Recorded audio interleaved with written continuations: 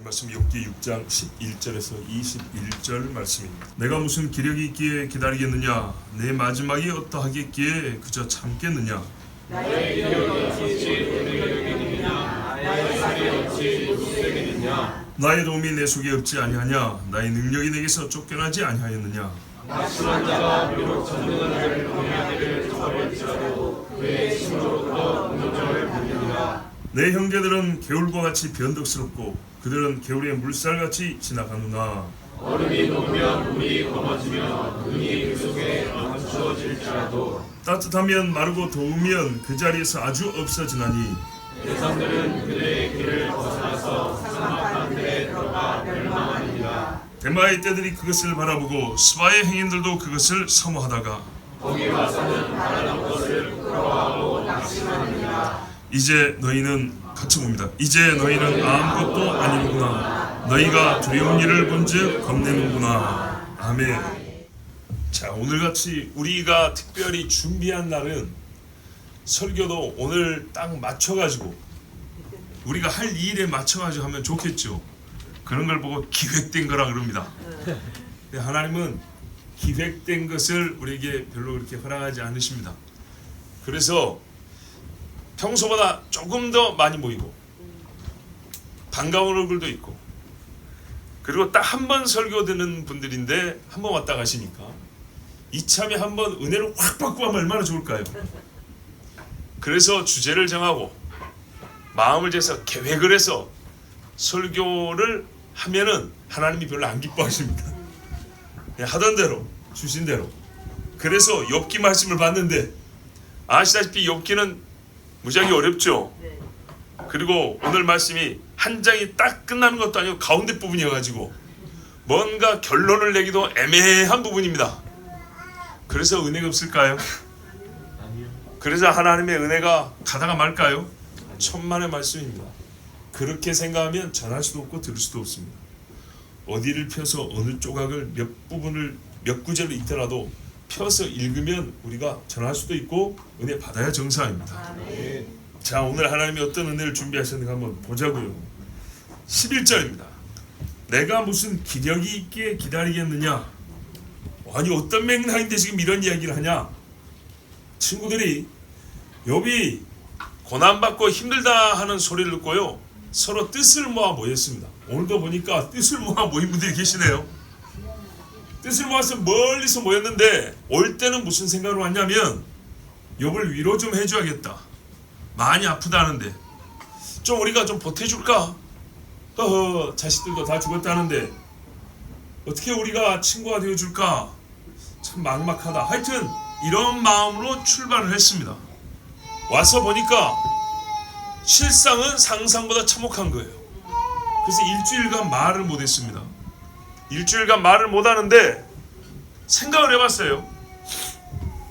가만 보고만 있지 아니하고 욥이 하는 모습을 봤어요. 그런데 전혀 소위 반성의 기미가 없어요. 어떤 생각을 가졌냐면 위로는 하되 이 정도 큰 고난을 겪는다는 것은 욥에게 분명 그에 상응하는 죄와 허물이 있을 것이다 라고 조사는 안 해봤지만 결과가 그러니까 그렇게 생각하고 왔단 말이에요. 두 가지 마음이에요. 위로하려고 온 거고, 한편 이 결과는 욥에게 잘못이 있을 것이다 라고 짐작하고 왔기 때문에 어떻게 욥을 또 바로 잡아줄까? 이 두 가지를 가져왔는데 일단은 위로하려고 왔어요. 근데 와서 일주일 동안 말을 못하고 하도 참혹해서 가만히 있는데 서로 얼굴만 보고 이렇게 있는데 보니까 욥이 다윗처럼 회개를 하면 좋은데 아니란 말이에요. 그런다고 씩씩거리는 것도 아닌데 가만 보니까 마음에 전혀 하나님 앞에 잘못된 생각이 없는 거예요. 그래서 엘리바스가 입을 열었어요. 그래서 천만이가 안 됐다, 힘들겠구나, 우리가 어떻게 도와줄까, 이 말을 한 게 아니고 사람 중에 죄 없이 망한 이가 있는가 생각해보라. 이게 위로라고 하는 소리예요. 그러니까 욥이 화가 났을까 안 났을까요? 나죠. 당연히 나죠. 우리가 사장에서 이미 봤지만 엘리바스가 한마디 한마디 틀린 말은 없어요. 객관적으로 공적으로 봤을 때 다 옳은 말이에요. 근데 과연 그게 욥에게 맞냐는 별개라 그랬죠. 욥에게 맞지 아니하다면 욥의 태도는 정당한 것이고 오히려 엘리바스와 친구들이 문제이겠죠. 근데 엘리바스의 말 안에 두 가지가 같이 들어있었어요.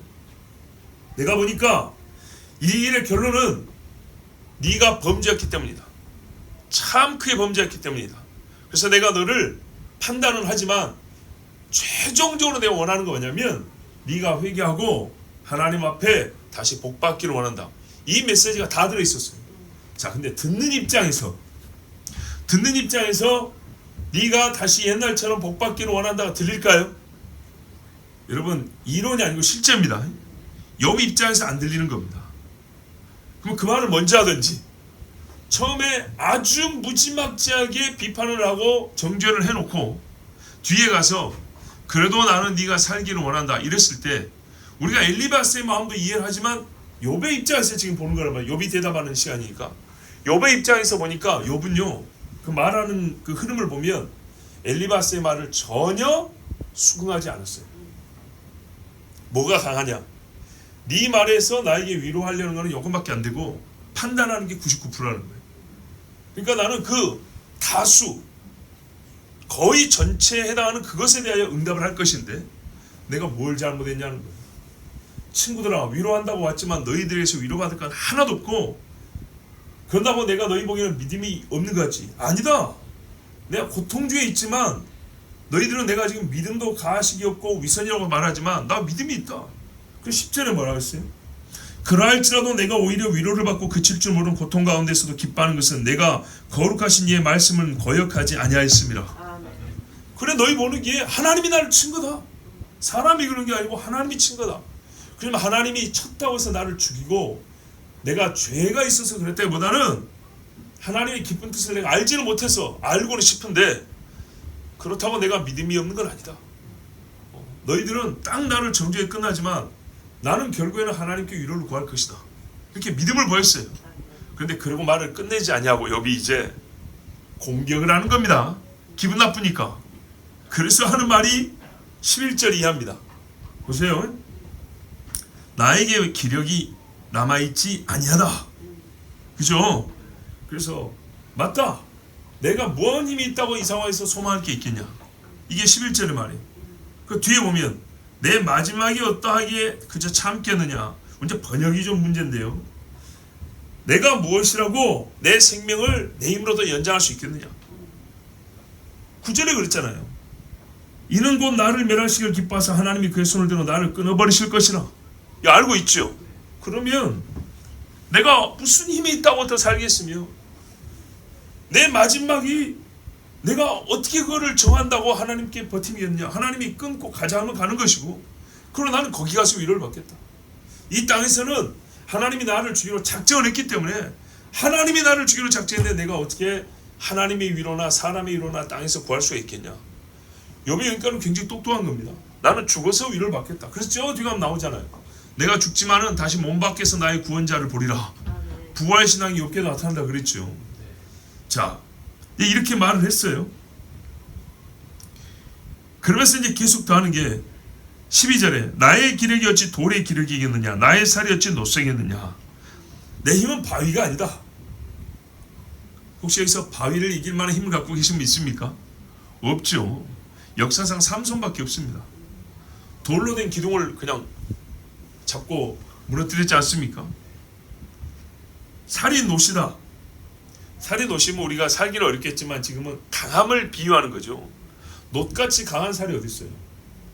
성경에 저 엽기 뒤에 가면 리보야단이 놋으로 관을 만들 때 그 놋관을 갈빗대로 가진 짐승이라고 했어요. 어마어마하죠. 공룡 이야기입니다. 근데 사람은 놋으로 된 살을 갖고 있지 않아서 놋으로 때리면 살이 부러지고 찢어지죠.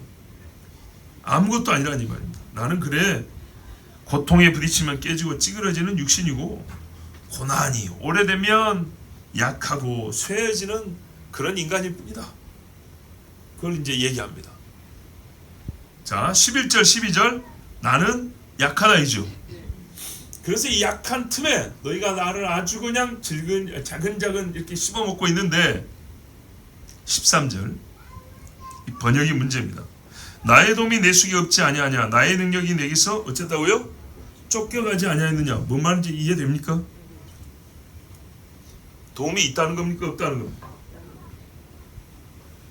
없다는 것처럼 보이죠? 지혜가 있어요 없어요? 능력이 있어요 없어요? 없다는 것처럼 보이죠? 반대로 되어 있습니다. 원문은 그렇게 안 되어 있고 나의 도움이 내 안에 없느냐? 의문형입니다. 그러니까 너희가 보기에 내가 아주 그냥 사람 못 쓰게 된 것 같지? 바보 된 것 같지? 그런 말입니다. 나의 능력이 아니라 지혜입니다. 지혜 원문에 내 지혜가 나에게서 아주 내몰렸느냐? 내가 아주 그냥 바보 멍청이가 된 것 같냐? 이런 말입니다. 자 보세요. 흐름을 한번 볼게요. 엘리바스가 정죄했죠. 욥이 인정한 건 뭐예요? 맞다. 이 현세에서 나에게는 소망이 없다. 하나님이 죽이기로 했기 때문에 소망이 없다. 그래서 어떻게 하겠다는 거예요? 나는 죽어서 위로를 받겠다는 겁니다. 죽어서. 그래서 내가 내 힘으로 이 땅에서 생명을 연장할 수도 없고 힘을 가지고 이 고난을 버틸 수도 없고 못한다.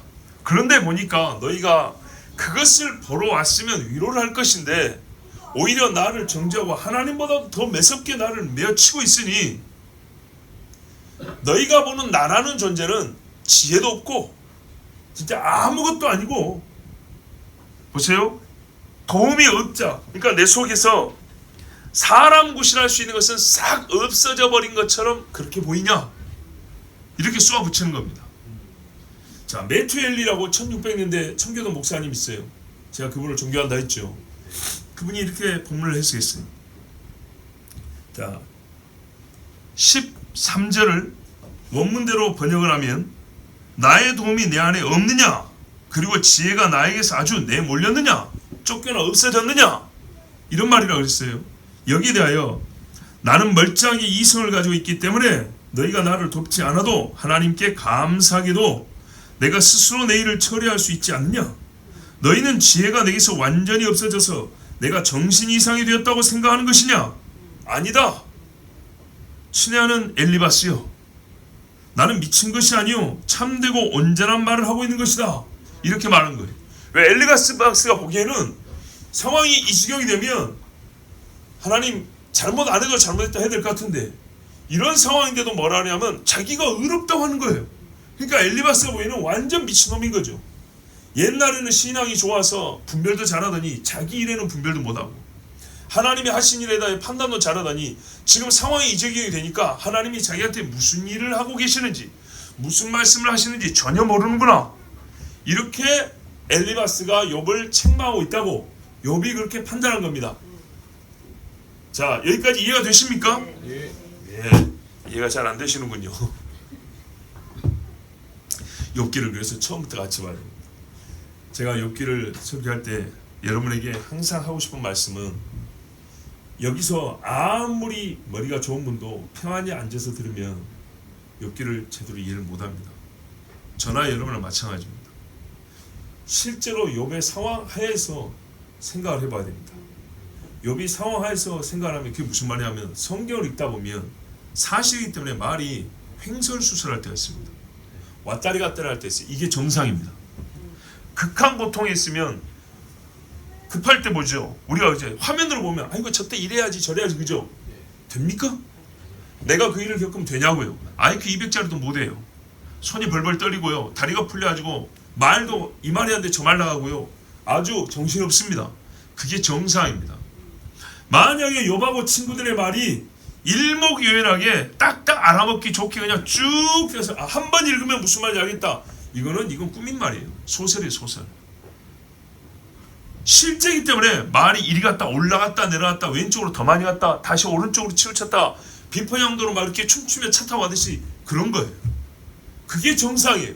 그래서 설교하기도 어렵고 듣는 여러분도 이거를 1장부터 42장까지 한 절씩 들으면 좀 나은데 이걸 몇 절씩 끊어가지고 그것도 2, 3주 한 번씩 들으니까 감이 떨어진 거예요.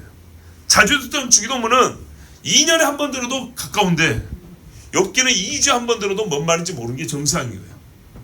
그래서 속으로 차라리 기획설교를 하지 손님들도 왔는데 참 은혜되는 설교를 하지 아니라니까요. 하나님의 뜻은 몰라요. 이게 실제예요, 실제. 아시겠죠? 네. 그러니까 여러분이 생각나는 분은 그럴 거예요. 몇 주 전에는 엘리바스가 굉장히 옳은 말 했다더니 오늘 또 겁나 욕하네. 난 다 알아요, 여러분 속을. 다 알아요. 그런 생각하지 마시라고요. 이게 실제니까 이런 거예요. 아시겠죠? 우리 성질났을 때 말 어떻게 하던가요? 분노했을 때 말 어떻게 하던가요? 정말 정신없이 바쁘거나 너무너무 아프고 힘들 때 말이 순리대로 무슨 논설문 쓰듯이 그렇게 나오던가요? 안 돼요. 그렇게. 그거를 옆에서 들은 사람이 전달하기가 힘들어요. 전달하면 들은 사람 또 제3자는 그러니까 뭔 말을 했다고? 왜 말이 이리 갔다 저리 갔다 해? 아 몰라 진짜로 그랬다니까. 이게 현실이죠. 현실이에요. 현실. 그래서 옳은 말 가운데 틀린 말이 있고 틀린 말 하다가 옳은 말이 나오고요.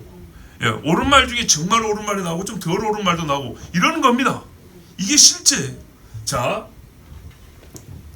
그러니까는 욥이 친구들의 말을 어떻게 듣냐면 엘리바스의 말이 또 다 틀린 게 아니고 듣는 입장을 생각한다고요. 욥은 어떻게 들었냐? 우리는 객관적이니까 엘리바스의 이 말은 옳다, 이 말은 바르다 이랬죠. 근데 욥 입장에서는요 그렇게 안 들린다니까요. 아시겠어요? 옳은 말인데 현재 욥에게는요 그렇게 말하면 안 들리는 말이라고요. 지금 안 들리는 욥이 한 말이라고요. 제3자로서 우리는 엘리바스 말 다 이해되던데 엘리바스의 말을 욥 니처럼 그렇게 오해하면 안 돼 이럴 수 있는데 그거는 우리 이야기고 현장에서 고통 중에 들었던 욥은 어떻게 들렸냐면 엘리바스의 말이 진짜 고깝게 들렸다 이 말입니다. 실제로 들을 때는 사람 아파 죽겠는데 네가 곧 죽을 놈이다. 아이고 저 말하는 뻔세를 봐라. 네 신앙 다 거짓말이었구나. 지금 막 아프니까 말 함부로 나오네. 이렇게 얘기하니까 욥 입장에서 내가 평소에 네보다 신앙이 얼마나 좋았는데 지금 얼마나 힘들면 내가 이렇게 말을 했냐. 네가 지금 이 창이 아주 그냥 나를 밟고 일어설라 그러는구나. 욥 입장에서는 그렇게 받아들였다 이 말입니다. 그래서 이렇게 쏘아붙인 거예요. 내가 힘든 틈에 내가 고통 중에 있는 틈에 니들이 그냥 아주 나를 그냥 죄인 중에 상죄인으로 만들려고 하는구나. 욥은 그렇게 들었다 이 말입니다. 그래서 엘리바스에게 대답을 이렇게 하는 거예요. 자 14절 보세요. 낙심한 자가 비록 전능자를 경외하기를 저버릴지라도 너희 보기에는 내가 크게 낙심했지. 그래서 전능자 경외하기를 저버린 것처럼 신앙다 이런 것처럼 보이지. 야 그럴지라도 너가 어떻게 해야 정신하냐 친구라면. 친구로부터 동정을 받는 자 이거 상식 아니냐. 매우 평범한 인간사의 원칙 아니냐. 일단은 위로부터 좀 해줘야 될 거 아니냐. 그런데 맞죠? 너희들 마음 다 안다니까. 내가 지금 낙심하게 보이지. 하나님 믿음도 다 버린 것처럼 보이지 지금. 엘리바스나 친구들한테 욥이 보기에 왜요? 일주일 동안 나를 바라보는 얼굴을 보니까 자들이 나를 지금 어떻게 판단하는지 속이 보이는 거예요. 그러니까 너희 보기에는 내가 낙심했고 신앙도 다 이런 것처럼 보이지? 아니야. 그런데 만약에 그렇게 보인다 치더라도 너희들이 나한테 뭔 말을 해야 되겠냐? 동정하는 말을 먼저 해야 되지 않냐 그 말이에요. 동정하는 말을 그 다음에 가르쳐 주던지. 이렇게 고생하고 있는데 그런데 속으로 정죄하던 입 딱 벌리자마자 사탄같이 그냥 막 씹고 있으니 욥이 보기엔 어떻게 해요? 너희들이 더 나쁜 놈이다 이 말이죠. 그러니까 지금 이렇게 성질나서 얘기하는 거예요. 자 이것에 대해 하나님이 나중에 판단하시죠. 일단은 이 사람들이 하는 말을 들어보자고요. 자 한번 17장 17절에 친구는 사랑이 끊어지지 아니하고 형제는 위급한 때를 위하여 낳느니라 그랬는데 이 친구들이야말로 욥이 볼 때는 사랑이 끊어져 버린 거예요. 위급한 때 와가지고 사람을 더 죽게 만드는 거예요. 너희를 만나서 내가 더 죽어야 되겠다. 힘들어서 죽는 게 아니고 너희 같은 놈 친구마저 이러니 내가 죽어야겠다. 이런 생각이 드는 겁니다. 자, 그런데요 14절 후반부 보면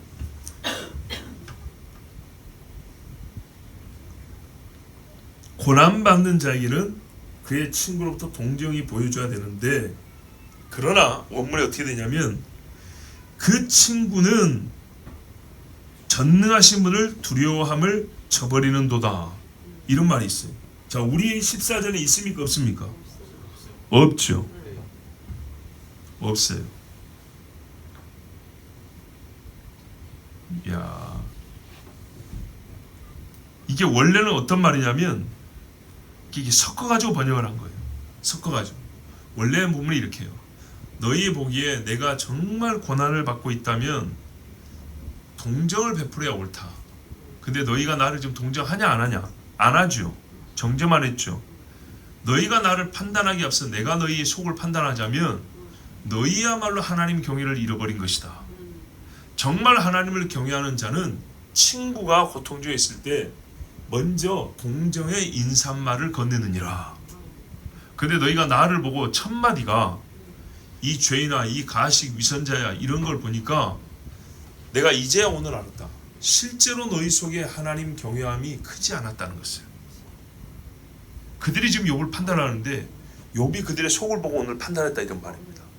과연 둘 중에 누가 맞을까요? 자, 이렇게 이제 첨예하게 계속 이제 진행이 돼 나갑니다. 나중에 그래서 하나님 판단 내려준 게 너희의 말이 욥의 말보다 옳지 아니하다 그런 거예요.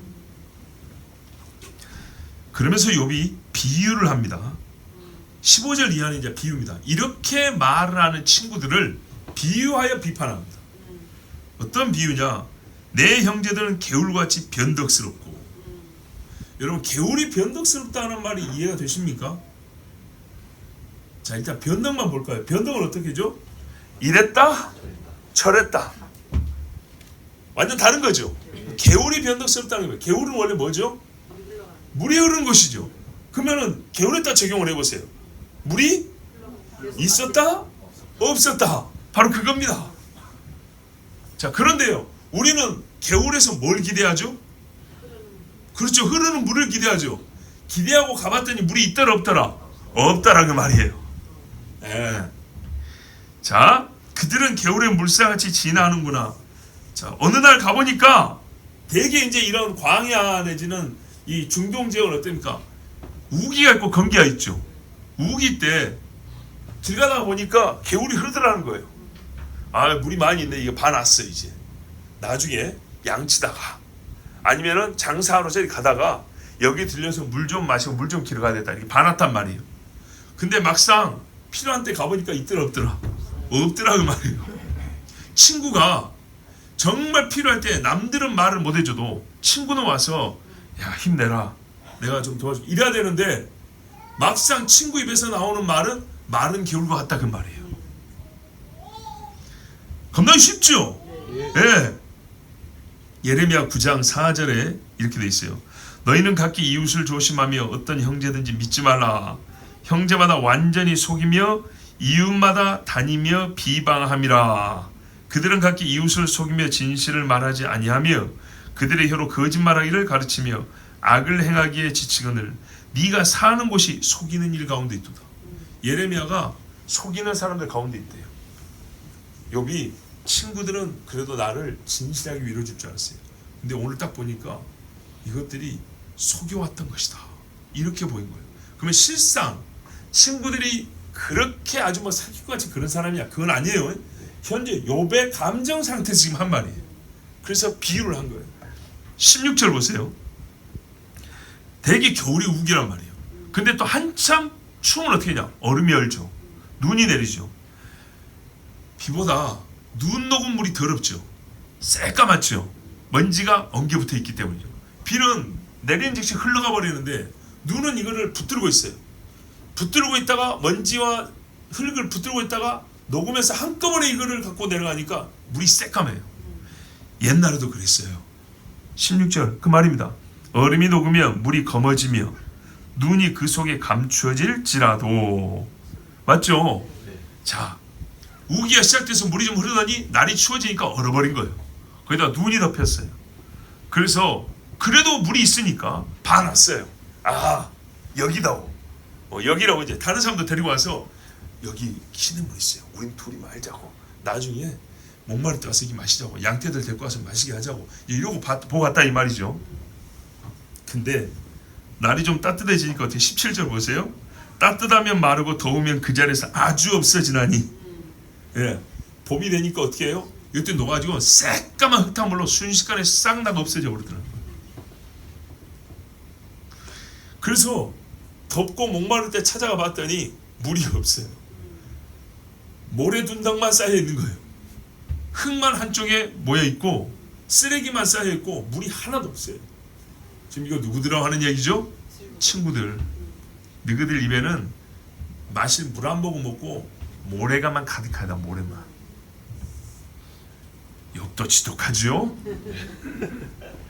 근데 여러분, 어떤 상황이라고요? 지금 죽겠다고요. 아파서 죽고 자녀들도 다 죽고 우리가 그러면 안 되는데 심정은 이해합니다. 자살하는 사람들의 심정을 우리가 조금 이해합니다. 정말 우리도 사람 감정 중에 제일 힘이 센 감정이 뭐라고요? 분노. 로또 복권 2개 당첨돼도 원수가 눈앞에 보이면 성질 나는 거예요. 분노가 제일 세죠. 분노 때문에 그 분노를 특히 억울할 때 분노가 심한데 그거를 해결할 방법으로 진짜 마이가 순식간에 이렇게 싹 집어넣게 죽어버리면 이런 생각이 쑥 지나가죠. 그런 상황이라고요. 그렇게 힘들어요. 그때 와가지고 친구들이 진짜 살 이유는 없고 더 죽어야겠구나, 차라리 죽어야겠구나 이런 생각이 들 말만 하고 있으니, 근데 어떤 사람들이 고대 하나님 아는 지식이 충만한 사람들, 하나님 아는 지식이 충만한데 입을 열면 채찍도 나왔다가 생수도 나왔다가 성경이 그렇잖아요. 불방망이도 나왔다가 담비도 나왔다 해야 되는데 마른 그물로만 사람을 올가매거나 흙먼지 가득한 소리만 쏟아내면 되겠습니까? 그거는 욥의 친구들이 하는 것과 똑같은 거예요. 18절 보세요. 대상들은 그들의 길을 벗어나서 삭막한 들에 들어가 멸망하느니라.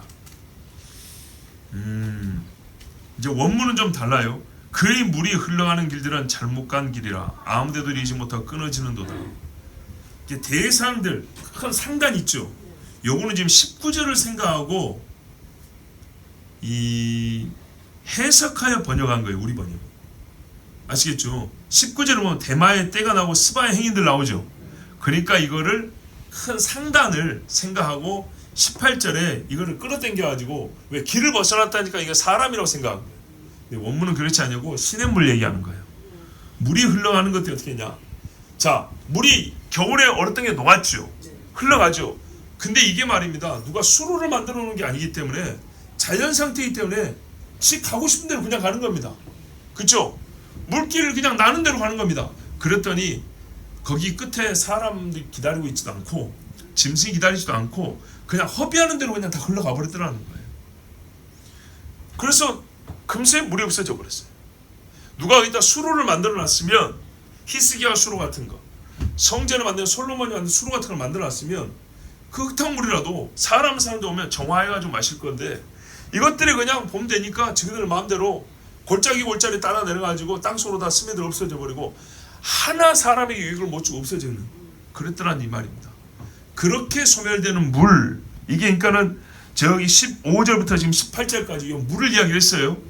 그리고 19절에 실제로 생활에서 어떤 일이냐, 대마 저기 에서 쪽 사람들이죠. 아라비아 사람들, 스바도 역시 아라비아 지역입니다. 남부. 근데 이 사람들이 지나갑니다. 대마의 떼들은 되게 군대를 얘기하고요. 스바의 행인들은 주로 이제 뭐 상인들이겠죠. 자, 실제로 이 사람들이 겨울에 지나가다가 물을 본 적이 있어요. 근데 얼어 있었고 새까마니까 못 먹었단 말이죠. 그럼 겨울이니까 크게 목마르지도 않았고 이제 진짜 목마를 때 찾아가 봤어요. 여기쯤 물이 있었어 하고 자기 동료들한테 얘기를 하고 자랑해놨어요. 내가 물 있는데 안다고. 가봤더니 물이 하나도 없는 거예요. 길이 쭉 갈 건데 물이 떠서 돌아갔단 말이에요. 물을 더 마시면서 갔어요. 물을 기를 걸 생각하고. 그런데 물만 허비했지 기를 물이 없는 거예요. 얼마나 당황스럽겠어요. 힘들겠죠? 자, 20절이 그 말이에요. 거기 와서는 바라던 것을 부끄러워 낙심하느니라. 와봤더니 소망을 가져왔는데 물이 없어요. 차라리 이럴 줄 알았으면 가던 길을 쭉 갈 것을. 괜히 힘 낭비하고 마실 물 낭비하면서까지 왔는데 물이 없어요. 그래서 얼굴이 창백해진 겁니다. 이제 어쩌지? 그리고 데리고 왔던 사람들 어떻게 해요? 미안하죠. 남 믿고 왔는데 미안하고 당황스럽고 부끄러운 거예요. 이게 누구라고요? 너희라고.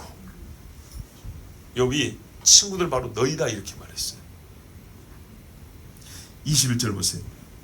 이제 너희는 아무것도 아니로구나. 왜 아무것도 아닙니까? 욥에게 필요한 게 뭐죠?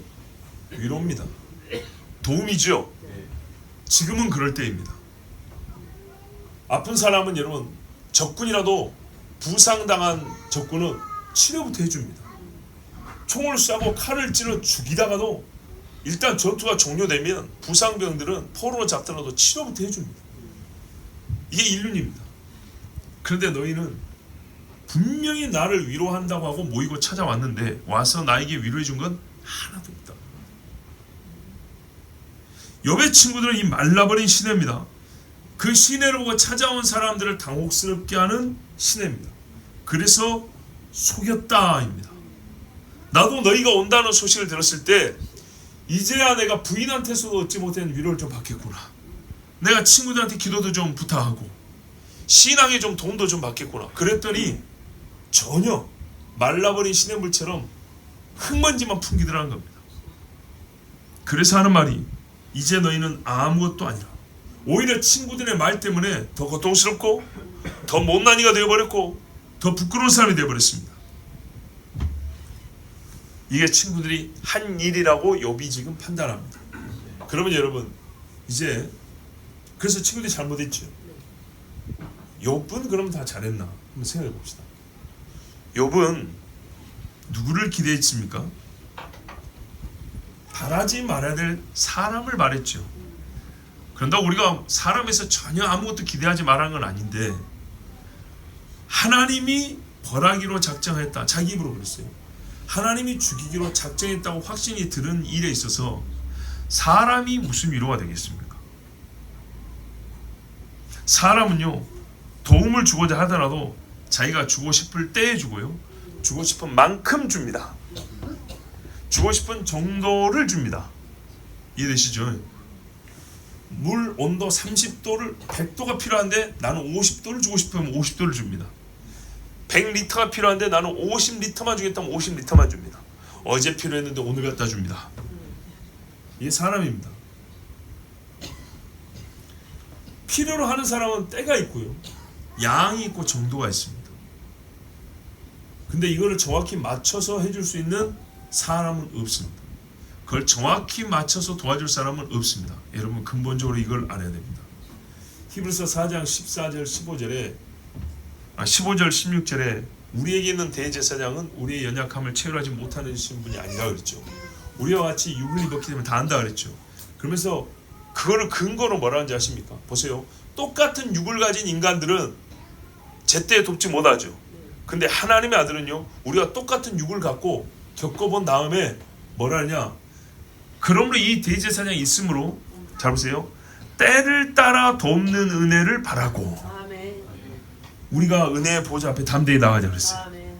때를 따라 돕는 은혜란 건 하나님께로부터 오지 사람에게 오지 않습니다. 때를 못 맞춰요 사람은. 절대로. 하나님은요 욥에게 지금 이 시험을 내린 분도 하나님이죠. 그렇다면 욥도 도움을 구하려면 하나님께 구하는 것이 맞습니다. 본인도 좀 문제가 있죠. 봐보세요. 모든 일을 하나님과 관계에서 지금 해석을 해놓고 친구들로부터 얻으려고 했다. 이것은 욥이 많이 잘못했다는 것까지는 아니지만 분명히 친구들에게 실망할 만큼 잘못을 한 것입니다. 여러분 사람은요 사람만큼만 믿으면 됩니다. 그래서 그걸 구체적으로 어떻게 하란 말이냐, 오늘까지를 바탕으로 믿으면 됩니다. 내일은 믿을 것이 아닙니다. 하나님은요 오늘이나 내일이나 영원토록 동일하시죠. 하나님은 내일 믿어도 괜찮습니다. 사람은 내일 못 봅니다. 예수님의 친구들 보세요. 자 보세요. 예수님이 욥기 안에 진짜 놀라운 은혜는 예수님이 숨겨져 있다고 그랬죠. 의로운 자의 고난, 예수님 이야기입니다. 자, 예수님이 겟세마나에서 제일 힘들 때였어요. 그때 어떻게 하셨죠? 친구들한테 그랬어요. 너희는 나를 친구라 했으니 이제부터 너희 숨길 것도 없고 같이 가자 그랬죠. 감람산까지 같이 갔네요. 새 언약도 친구들에게 줬죠. 아브라함이 뭘 숨겼냐 한 것처럼, 아브라함 친구에게 아들을 통하여 독생자 약속한 것처럼 이 친구들에게 새 유월절을 가르쳐 줬어요. 그리고 겟세마네 가서 같이 기도하자 그랬어요. 그 중에 더 가까운 세 놈 데리고 왔어요. 베드로, 야고보, 요한 데리고 왔죠. 100시간도 아니고 1시간 같이 기도하자 그랬어요. 기도했습니까? 안 했습니까? 예수님이 기도를 중단할 정도로 어처구니 없는 인간들이었어요. 우리도 기도하다 누가 건들면 안 되죠. 제가 부교육자 때도 기도하고 있는데 다른 전도사님이나 목사님들 건들잖아요. 그게 그렇게 중요합니까? 끝나고 얘기해요. 끝나고. 진짜 중요한 거면 이해되는데 별것도 아닌 걸 갖고 자꾸 건드려요. 기도 시간마다. 교육자들 이게 습관인 사람들이 있어요. 1시간 같이 기도하자 그랬는데 기도를 안 해요. 예수가 어쨌어요? 안다 그랬어요. 피곤한 줄. 몰라서 그런 게 아니에요. 근데 오늘은 그걸 이겨야 되는 날이라고요. 그래서 예수님이 어쩌면 내 마음이 죽게 되었으니 분명히 그렇게 말했어요. 육을 가지고 있기 때문에 죽게 되었으니 사람이 구하는 형벌 중에 제일 고통스러운 게 십자가를 그랬죠. 그 몇 시간 동안에 2주치 목마름을 겪는 거예요. 피와 물이 서서히 빠져나가는 거예요. 2주 동안 물 한 모금 안 마시는 목마름을 겪고 죽는 거라고요. 뼈 마디마디를 뚫어놨기 때문에 신경을 최고로 아픈 데를 뚫어놨기 때문에 어쩌다 몸에 불이 붙는다고요. 못을 박았는데 지금 불이 붙고 있다고요. 신나불하고 불 붙을 때 그 고통을 같이 겪고 있는 거예요. 목마르지, 몸은 타고 있지. 근데 거기서 십자가에서 예수님이 말씀하셨다는 얼마나 어마어마한 사건인가 보세요. 숨도 못 쉬어요. 발에 박아놔가지고 숨 쉬려면 이게 쳐져갖고 가슴이 눌린다 했죠. 이렇게 숨을 쉬어야 된다고요. 그래서 대개 직접 쌓이는 질식사라고요. 그리고 나중에 과다출이요. 그것이 오래간 사람은 일주일 동안 살아있어요. 밤에는 새들이 와서 막 쫓아 먹어요. 피는 계속 흘러내리고 살겠습니까? 그 고통을 앞에 두고 있어요. 예수님 다 알아요. 그래서 친구들에게 그랬어요. 나하고 함께 같이 있자고. 십자가 지금 지라 그랬나요? 같이만 좀 있자 그랬어요. 같이만 좀 있고 기도만 좀 같이 하자 그랬어요. 근데 했습니까? 안 했습니까? 안 했죠. 근데 예수님이요, 친구니까 그 정도 부탁할 수 있는 거예요. 욥의 친구들이 와서 어느 정도 해줘야 되는 거니까는 같이 기도를 해줘야 되는 거예요. 믿는 사람이니까. 믿는 사람의 대단한 건 기도를 할 수 있다는 거예요. 기도. 하나님의 말씀으로 정죄만 하지 말고 가르치기도 하지만 기도를 할 수 있어야 하는데 이 친구들은 그게 전혀 없었어요. 예수님이 제자들에게 원했던 건 그거예요. 너희들 보고 오늘 십자가 지라 소리 안 해. 십자가는 내가 져. 그런데요, 이 고통은 내 고통인데 친구니까 같이 있어서 기도해달라는 것이에요. 내 마음을 좀 같이 알고 하나님께 기도해달라는 것이에요. 근데 안 했어요. 그래서 누가 왔어요? 천사가 와서 돕더라. 엄밀히 말하면 천사도 할 일이지만 그 친구들이 해야 될 일입니다. 천사 와서 도왔어요. 그걸 십자가 지러 왔는데 친구들은 다 도망갔어요. 예수님 뭐라 했어요? 올 밤에 너희가 다 나를 버리고 도망가리라 그랬죠. 이렇게 대비되어 보이십니까? 그때 예수님이 하나님께 기도했죠. 아버지요. 그래서 아버지가 도우실 수 있었잖아요. 이게 아버지와의 문제잖아요. 사람들 말에 그가 자기 죄로 말미암아 형벌을 당하여 죽는다 하였도다. 이게 사람들의 말이에요. 이사야가 읽어낸 메시아의 모습이 그거였어요. 죄를 안 졌으면 저렇게 비참하게 죽을까. 500명이 뜯어먹던 놈들도 다 손가락 째고 다녔어요. 어제 그제 호산나 한 사람들도 못 박아라 못 박아라 했어요. 보세요. 욥의 친구들 보이죠? 그때 예수 뭐였어요? 아버지요 아버지요 그랬어요. 그래서 아버지가 천사를 보내서 돕는데 핏방울이 땀방울 되게 기도하는데 천사 와서 돕더라. 저기 광야에 시험 당한 다음에도 어떻게 했어요? 천사 와서 수종 들더라. 아멘. 여러분 믿는 사람이 이렇습니다. 제 개인적인 이야기를 뭐 여기 비할 바는 아니지만 성격상 같은 게 있는데 우리가 산에 가서 예배하고 내려오잖아요. 그럴 때 좀 어둑어둑 내려올 때 보면 짐작이 됩니다. 귀신이 나를 건들겠구나. 짐작이 돼요. 왜? 내가 오늘 걔들 건드려 놨기 때문에 벌집을 쑤시고 왔기 때문에 걔들이 나를 건들까요? 일단 영적인 일입니다. 짐작이 됩니다. 아니나 다를까 살짝 딴생각 동안에 발이 미끄러서 넘어집니다. 예, 보통 산에 갔다 내려올 때 희한하게 한 60-70%는 한 번씩 넘어지더라고요. 그러면 바로 압니다. 요것들이 장난하는 거야. 그래서 내가 주 예수 그리스도의 명하노니 더러운 귀신아 떠나 하면서 그 산에서 소리를 친단 말이에요. 그런데 여러분 그렇게 내가 지금 산을 몇 번 갔는데 그렇게 자빠지면 여러분 한 번쯤은 쩔뚝쩔뚝해 와야 되지 않겠어요? 한 번도 그런 일이 없죠. 믿는 사람들이 두 가지를 생각해야 됩니다. 귀신만 마귀만 생각하지 말고 천사를 생각하라고. 얼마 전에 천사였지요. 히브리서 1장 14절에 모든 천사는 부리는요 하나님의 종으로서요 구원받을 후사들을 섬기라고 보내신 아니에요. 야는 나를 잡발치려 하는데 하나님은 어떻게 했냐? 천사를 통하여 다리를 붙들어 준다고. 위험한 데가 땅에 돌에 안 부딪히게 잡아준다고. 나는 그 순간 이 두 가지를 같이 경험합니다. 같이 느낍니다. 그리고 똑같이 인정합니다. 귀신 쫓은 다음에 하나님 감사합니다. 내 눈에는 안 보여도 하나님이 천사를 통하여 나 다리를 딱 붙잡고 있어서 딱 이거 간발의처럼 여기가 부딪히고 여기가 깨지고 이럴 수 있었는데 나는 알잖아요 내 몸을. 그런데 하나님이 이렇게 막아주셨습니다. 구체적으로 감사합니다. 그리고 찬송하는 대로입니다. 보십시오. 거기서 누가 나를 도와줍니까? 사람 앞길 여기 한순간이죠. 살짝 잘못해서 큰일 나는 수가 있습니다. 얼마 전에 제가 다리를 허벅지를 다쳐가지고 좀 쩔뚝거려 생겼거든요. 이거 어떻게 다친지 아세요? 뭐 국가를 위해서 헌신하다 다친 게 아니고요. 목사님들이 교단 대항 축구한다고 해서 한번 갔다가 매우 평범한 볼 하나 걷어내다가 인대가 나간 거예요. 고급 기술 전혀 없고요. 그냥 몇 발짝 와서 하나 뻥 치고 오는데 뻥친 다리는 왼발인데 오른쪽 다리가 다쳐버렸다. 희한하죠. 전혀 이상하지도 못했고 있을 수 없는 부상이었어요. 있을 수 없는 부상. 이보다 더 험한 동작에도 이렇게 안 다치는데 진짜요. 아무것도 아닌 매우 평범한 일에 뚝 끊어져 버립니다. 그래서요 사람 이름 모르는 겁니다. 그런데 예수님 보세요. 그래서 여러분 사람을 의지할 게 아니라는 거예요. 정말로 예수님이 친구이기 때문에 마땅히 친구에게 알릴 것과 부탁할 것을 하셨지만 궁극적으로 예수님의 도움은 하나님 아버지로부터 왔습니다. 그래서 욥이 이렇게 말했어요. 너희는 헛것이라고. 근데 그 다음에 하는 말이 중요합니다. 뭐냐면 너희가 두려운 일을 본즉 겁내는구나 이렇게 돼 있죠. 원문은 두려운 일이 아니고요.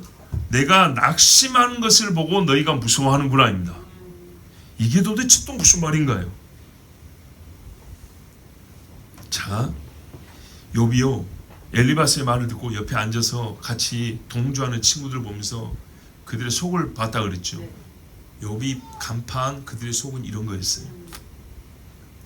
욥에게 첫 마디부터 간계하고 날카로운 정죄와 책망을 하는데 속에서부터 나온 거잖아요. 그 속이 어떻게 이런 말을 했을까를 보았더니 두 가지입니다. 하나는 게 뭐냐면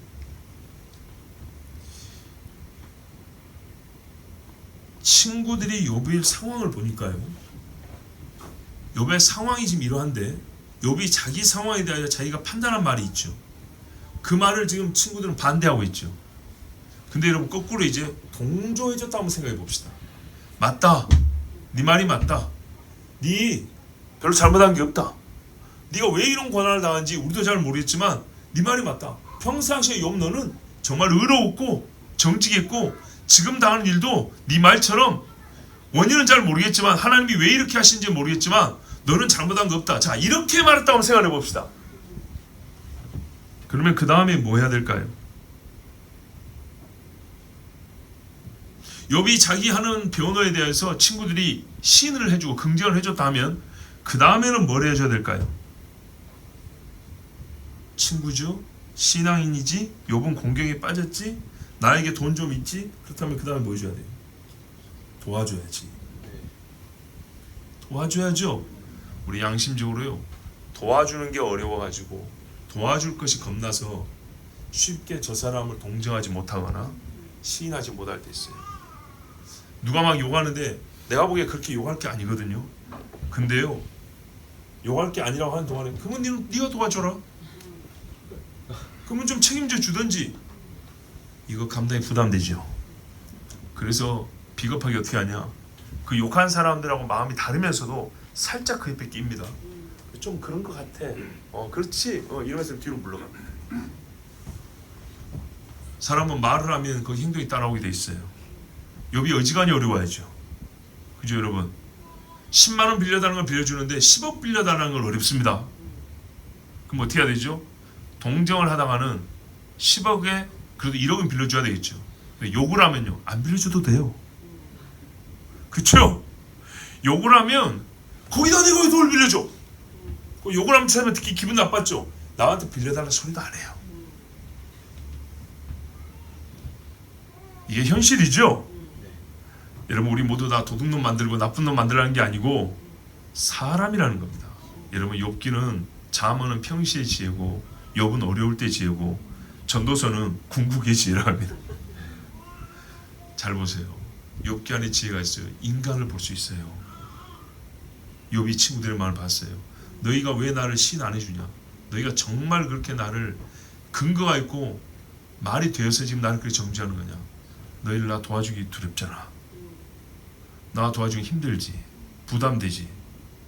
이왕 애매할 거 애매한데 부담 적은 쪽으로 그냥 까버리자.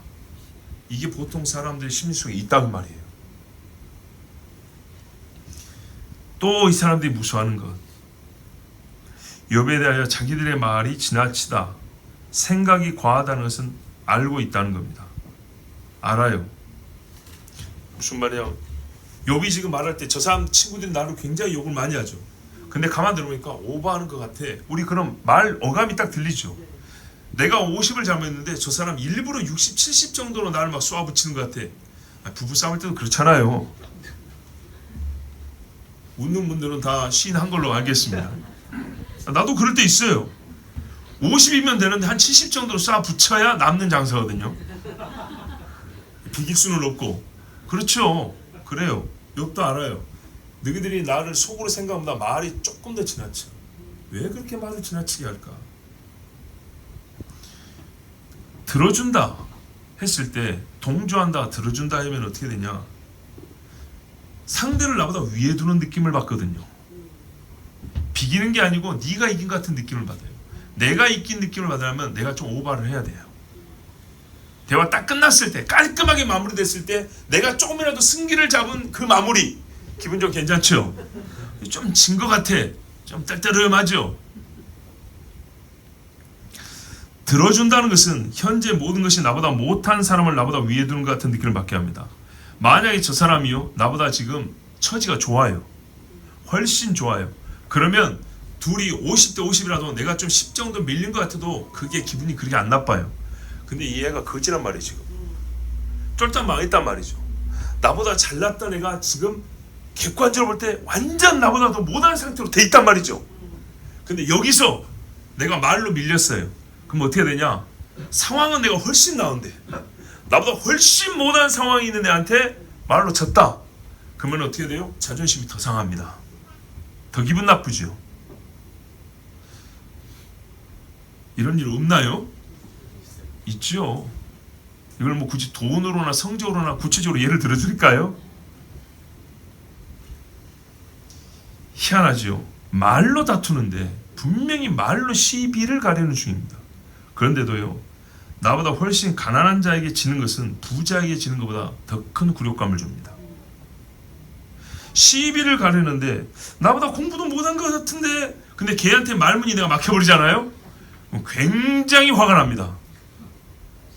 그죠? 그래서 끝까지 틀린 줄 아는데도 옳다고 우깁니다. 이제 막. 에? 왜?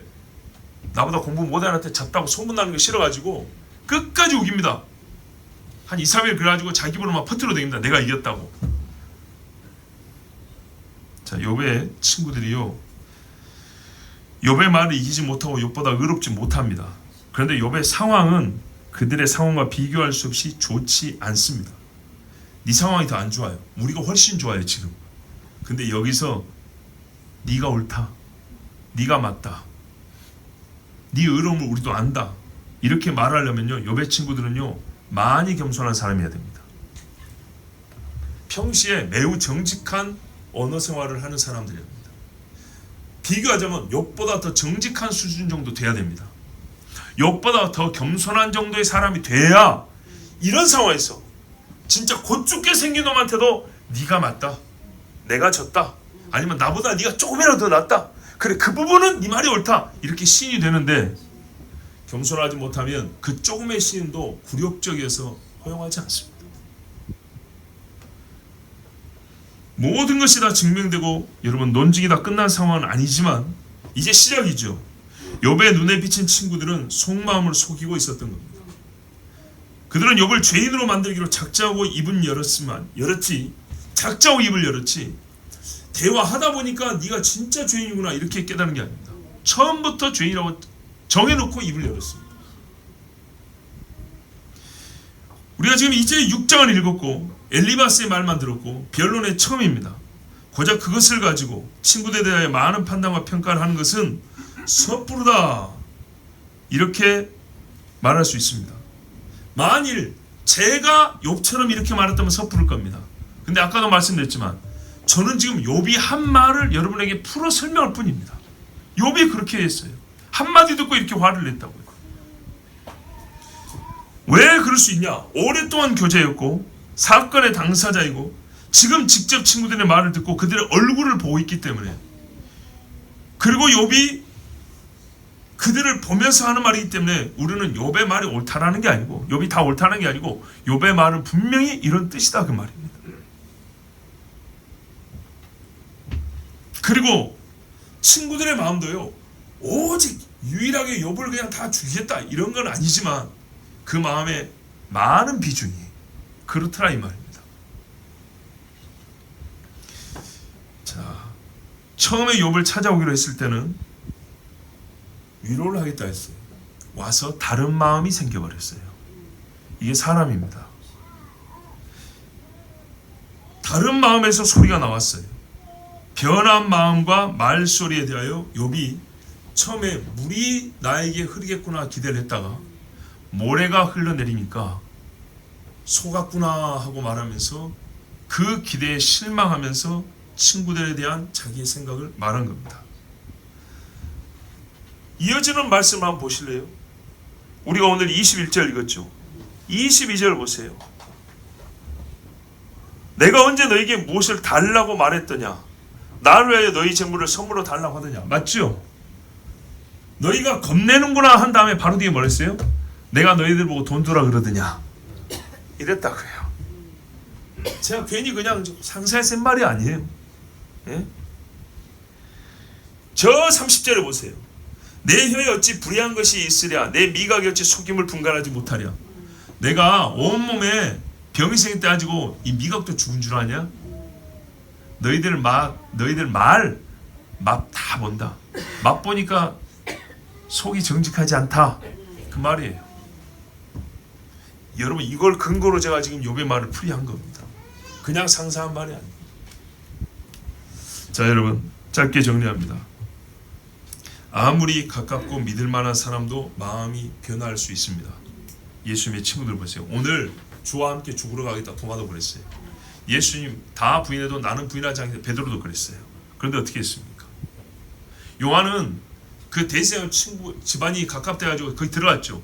그래서 예수님 편들어주는 말 한마디로 하고 나왔습니까? 말하자면 가까이서 구경하고 나왔죠. 사람은 기대에 못 미치는 정도가 아니고요. 속았구나 하고 당황할 정도에 이르고 결국 인생이란 조그만 일에는 서로 도울 수 있어도 큰 일에는 돕지 못합니다. 궁극적인 도움은 못 됩니다. 절대적인 위로에는 무익하고 아무것도 아닌 것이 인생입니다. 내가 아는 그 사람만요? 아니요. 나나 너나 똑같이 너에게 나는 무익하고 나에게 네가 무익하고 하나님이 인생에 하신 일에 사람은 아무것도 아닙니다. 그래서 우리는 그러면 믿을 리가 없이 사는 것이냐? 욥이 10절에 이미 말했죠. 보세요. 나의 위로는 거룩하신 하나님이시다. 그런데 이렇게 말할 수 있는 자는 누구냐? 내가 이를 확신하는 것은 거룩하신 이의 말씀을 내가 거역하지 아니하였습니다. 여러분 오늘 이 설교 듣고 서로 간에 욕하고 불신하고 저 사람이 나중에 배신할 거야 이런 생각하면 안 됩니다. 우리는 이런 말씀 들었으면 다르면 돼요. 그죠? 친구는 서로 위로하고 형제는 어려운 때를 위해 낫다. 그죠? 말과 혀로만 사랑하지 말고 행하고 진실함으로 하자. 지금 하고 있죠? 계속 하면 되는 거예요. 계속 하면. 그러나 이 말씀에 핵심 중에 핵심은 욥의 말에 나왔죠. 너희는 아무것도 아니로구나. 니나 나나 다 썩어 없어질 육신이니 우리의 소망은 오직 하나님께. 다윗도 그랬죠. 나의 소망은 하나님께. 장인이 주기에 또 쫓아오는데 어디 소망을 두겠습니까? 그 밑에 부하들도 600명이나 되는데 어려울 때는 다윗을 죽여버린다고 그랬어요. 그때 다윗이 어떻게 했다고 했죠? 여호와께 간구하여 힘을 얻었다고 그랬어요. 사람은 사람 정도까지만 믿고 의지하면 됩니다. 우리의 완전한 의지는 하나님이십니다. 여러분 어떻습니까? 이 설교가 별 볼 일 없습니까? 식상합니까? 아니죠. 하나님 도움 없이 여기까지 온 사람 어디 있습니까?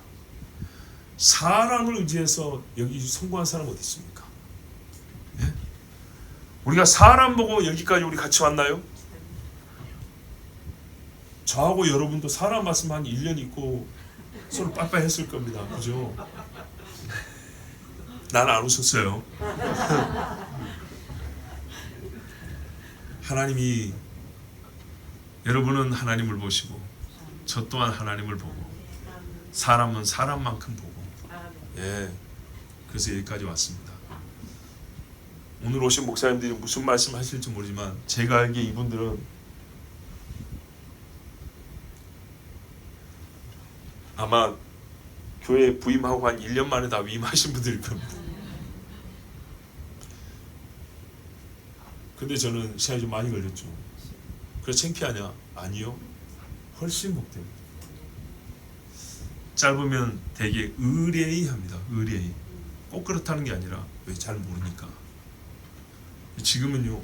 진짜 여러분 우리 집에 방 어찌 생긴지도 알고 방바닥이 어찌 생긴지도 알고 숟가락 젓가락이 몇 개인지 오차범위 한두 개 사이로 다 맞출 수 있죠.